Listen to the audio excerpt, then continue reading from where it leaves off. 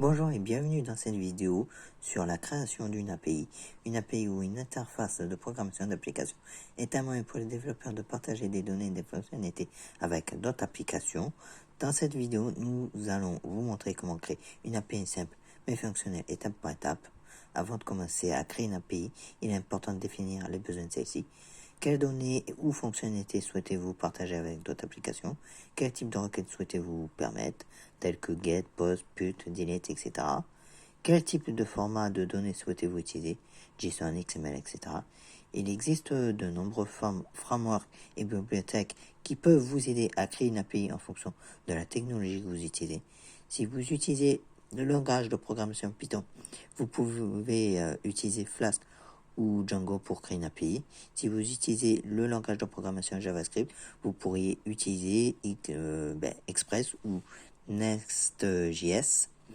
Il est important de choisir une technologie qui est compatible avec vos besoins et vos compétences. Une fois que vous avez défini les besoins de votre API et choisi une technologie, vous pouvez commencer à créer l'API elle-même.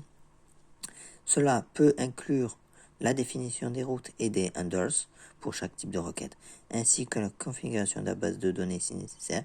Il est important de tester régulièrement l'API pour s'assurer qu'elle fonctionne comme prévu. Une fois que votre API est prête, vous pourrez la déployer sur un serveur ou un service de cloud pour que d'autres applications puissent y accéder. Il existe de nombreux services de cloud tels que AWS, Azure ou Google Cloud qui peuvent vous aider à déployer votre API. Il est important de s'assurer que l'API est sécurisée et qu'elle respecte les normes de l'industrie. Et voilà, vous savez maintenant et vous pouvez créer une API simple mais fonctionnelle. Et n'oubliez pas de continuer à tester et améliorer votre API pour répondre aux besoins de vos utilisateurs.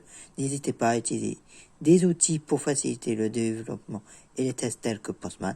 N'hésitez pas à regarder cette vidéo. N'oubliez pas de vous abonner pour plus de contenu sur le développement web. Et surtout, n'utilisez pas Postman pour coder. Ça sert juste à tester votre API. Merci, au revoir.